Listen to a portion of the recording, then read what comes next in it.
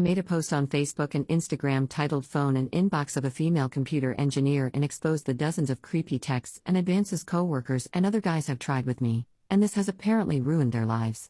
Posted by u/anon716154141.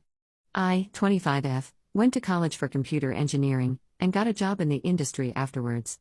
In college, my internships, and my job, I've dealt with sexual harassment, and I've had to get tough with people, telling them to stay the F away when I get the first whiff of sketchiness. Every time I've gotten a creepy text or instant message from another student or coworker, I've screenshotted it and backed it up in Google Drive just in case it escalates.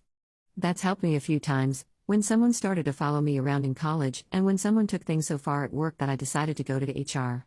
I don't report most of the crap though. I don't want it to look bad like I'm always running to HR. Last night, I got really drunk with my friend because I had a day off planned for today. I went home in a kinda bad mood because we'd been talking about how she was going through similar stuff at work. I was in a F it all mood, and I uploaded my whole folder of screenshotted text messages to Facebook and Instagram, with the caption Phone and Inbox of a Female Computer Engineer, and tagged all the men who had sent me messages, whose social media I could find. Some of the highlights were a bunch of married men hitting on me, and me replying, "Dude, you're married," or something along those lines. Some guys asking me out and then taking rejection badly. Some guys who would text me repeatedly even though I just replied, "Don't contact me," other than for work purposes. Sexually explicit messages, or messages commenting on my appearance out of the blue. Overall, just messages from people ignoring my wishes to be left alone. This morning, I woke up to my phone blowing up. I had planned to take a vacation day off work today. A lot of the guys I tagged in my social media posts had contacted me, demanding or pleading that I remove the posts. Most everyone had untagged themselves. The Facebook post had gotten some attention from my friends, but my 2 Instagram posts, I had to make 2 to fit all the photos, had blown up. I had a lot of new followers, a lot of strangers commenting on my post, mostly supportive. I also had an email from HR at work asking me to meet with them first thing Monday morning. I replied to say that I would. I don't know what to expect there at all. I have not replied to any other messages about my posts. I need some advice. Should I speak to the guys who texted me about the posts? Some are very angry with me because they are married and their wives found out. I'm thinking it's safest to not. Should I leave the posts up, or remove them? Or wait to see how things go with HR before I decide?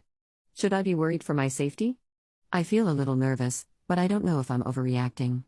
Top/relevant comments. Commenter. Ask HR what it's about. Can your social media be connected to your identity and job? Ops response. My social media has my real name, but I have not mentioned my company or any of my past jobs or internships on there. Commenter 2. How are all these students and coworkers getting your cell number? I didn't think it was possible to tag someone on Facebook if you weren't friends. Delete the post. Do not speak with the guys. Talk to HR and see where to go from there. Ops response. Not all of them contacted me by text, some sent me messages on various instant messaging platforms I've needed for jobs or college classes. Out of the people who do have my number, a lot were students. It was very common in college to exchange numbers with your group for group projects. And some are employees at my current job, which involves travel, because we do not have work cell phones, and it is easier to keep in touch with personal phones sometimes. You're right about Facebook. I added some people, mostly students and other interns, not current coworkers, before I knew them well. And when they turned out to be creepy, I kept them on Facebook to keep an eye on them. Like to know that they're out of town and staying that way, for example. Op adds an edit to her post. Quite a few of these men were not under my current company's control, such as classmates and a TA from college, men I knew from summer internships at different companies, and a guy from a past job. Out of the 4 people from my current job, 1, I actually reported him to HR. 2 and 3, married men who asked me out or hit on me outside of work hours, and did not present a problem at work. That did not seem like HR's domain. 4, a guy who asked me out outside of work hours, and got mildly passive-aggressive over text when I rejected him, but did not bring his BS into the office. Update 3 days later. A lot happened over the weekend. I did a lot of research into employment law, I read through the whole company handbook again, and for each person I mentioned in my social media posts, I wrote out a detailed account of their behavior towards me for my own reference, stuff that had not been said over text. I also screenshotted and backed up any angry or threatening texts towards me that I received this weekend from the men whose old texts I posted online. I think it's worth giving some background on the 4 people included in my social media posts that I knew from my current job. Coworker 1. A few months ago, I had reported him to HR for sexual harassment in the past, and he was moved off my team to another position in the company where he would not have any contact with me. He had signed a paper saying that he must not contact me for any reason, whether that is work-related or not. I didn't sign anything during this process. The messages from him that I posted on Facebook were old texts from him to my personal phone, making a comment about how I looked nice at work and how I must have been dressing up for him. I'd replied that I was not. He asked me who I was dressing up for at work, if not him, because then he'd know who to be jealous of. I said myself and told him to stop texting me on my personal phone. A few days later, he sent me a message telling me my new hair color was hot and asking me to drinks. That was a small snippet of creepy things he'd sent me. There was plenty more that I didn't post.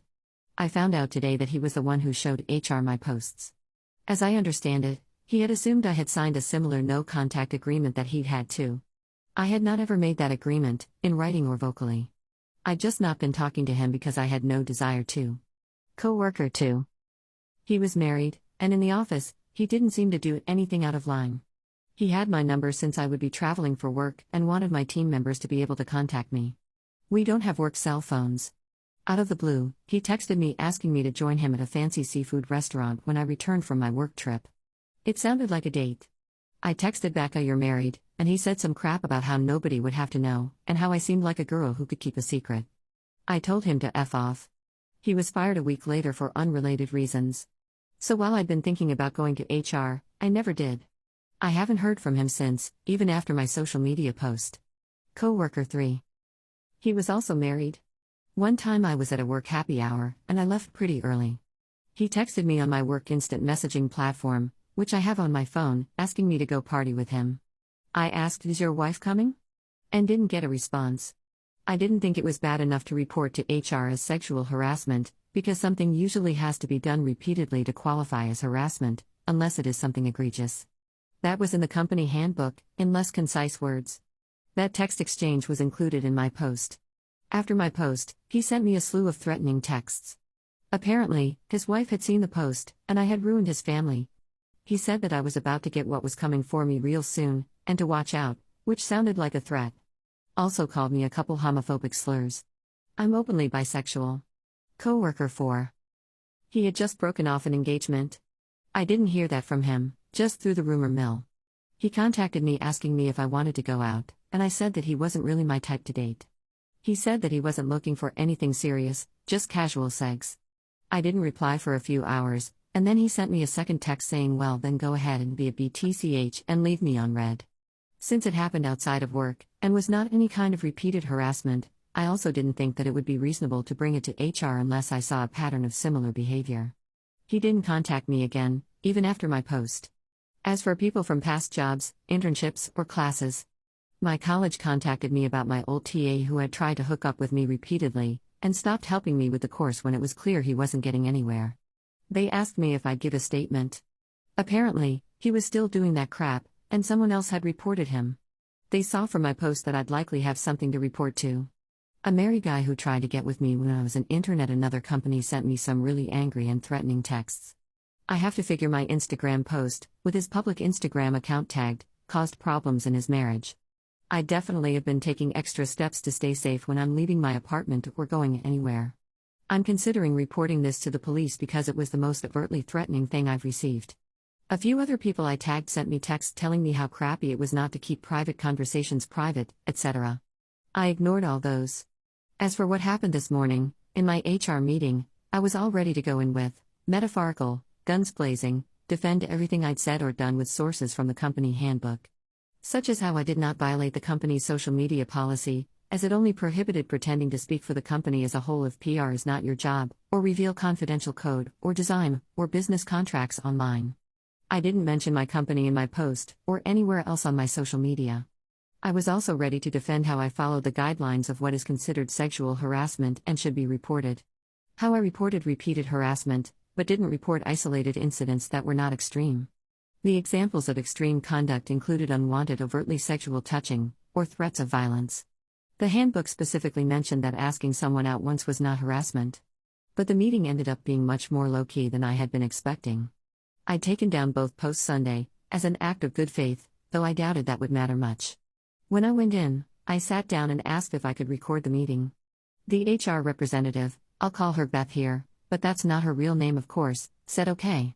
She wanted to talk about each of the specific people I'd posted screenshots from, who work at the company. Those made up less than a third of my screenshots, FYI. First was coworker 1, the guy I had previously reported to HR and who had been moved to a different team and told that he must not speak to me or contact me. Beth said that he had brought the post to her attention, as he was under the impression that the no-contact agreement went both ways. I reminded her that I had not entered into a written or verbal agreement. I was surprised it was him who brought it up, but I didn't say anything. She asked if there had been continued harassment or contact from him after my initial report. I said no. She moved on to the next quickly. Coworker 2 had been fired a while back for unrelated reasons, but Beth still asked if there had been any further conflict between us while he was employed, other than the text messages. I said no. She asked me the same question about coworker 3. I told her that I had received texts from him on Saturday that came across as threatening and used several slurs about my sexuality. I gave her a printout of those messages. She read them and immediately stepped out to show them to her manager. She came back after a few minutes to continue talking with me. And again for coworker 4, I told her that he had not contacted me after he said I was a BTCH for leaving him unread. Beth asked me if I had any questions, and I basically asked what her next steps would be. She said that she would have asked me to remove the post so that things could be handled with discretion. However, I had already removed both prior to the meeting. She also said that she would be meeting again with coworkers 1 and 4. She also said that due to coworker 3's threatening comments, he had been escorted out of the building while we had been speaking. Fired. Apparently, he was already on record with them for another issue relating to his temper, and this was the last straw. She also asked me why I had not brought coworkers 2, 3, and 4 to her attention before. I cited the section on harassment from the company handbook, saying that harassment was repeated unwanted comments or actions, and that a single event is not usually considered harassment unless it is extreme. The conversations with those 3 men had been isolated incidents. She asked me if I would be more comfortable taking a personal day for the rest of the day while she speaks to coworkers 1 and 4. She said she wanted to make it clear that I was not being dismissed or escorted out. I was not getting fired. It was only a precaution so that I would not be around coworkers 1 and 4, in case either of them wanted to confront me personally. I said I would. So that's where I'm at right now. Top/relevant comments. Commenter. I mean, how else would the company handle it? Woman posts proof of being harassed. The only reasonable response is to follow up and deal with the harassment. I'm sure they would have preferred you print out the texts and provide them to HR directly, rather than blasting it on the internet, but that's really just a discretion thing. Ops response. Some of the things I put online were things that did not qualify as harassment by their policy, i.e. an isolated incident that is not extremely bad, so I didn't feel like I should have gone straight to them. I don't know, maybe they'll rethink what the threshold for something to qualify as harassment should be. Commenter 2. I was going to say, HR sounded more shell-shocked than upset from your description. I wonder if part of what's going on is that they're re-evaluating their policies and giving the workplace culture a more critical eye. One incident like that is too many, but 4 against just 1 employee? That's a symptom that something is really wrong at this workplace. Commenter 3. I was surprised it was him who brought it up. Some people are incapable of conceiving of themselves as being in the wrong. That guy probably viewed his harassment of you as a mutual work disagreement that you both got in trouble for. He thinks conditions must have been placed on you because conditions were placed on him. It is inconceivable to him that he was the aggressor, and you were the victim. No, it doesn't make sense. Ops response. Lol, you are very right in saying he saw it more as a mutual disagreement. Initially, he tried to claim that I was harassing him back, for using profanity towards him like F off and don't say that crap to me. Editor's note. Op has not made any new updates since her last post in September 2018. Maybe she was told not to post any more updates about it, or maybe that's something she decided on her own. There were a lot of comments that I did not include that were telling Op she made a bad decision posting the messages online and tagging the guys, because you never know who out there is crazy enough to physically retaliate against you for it.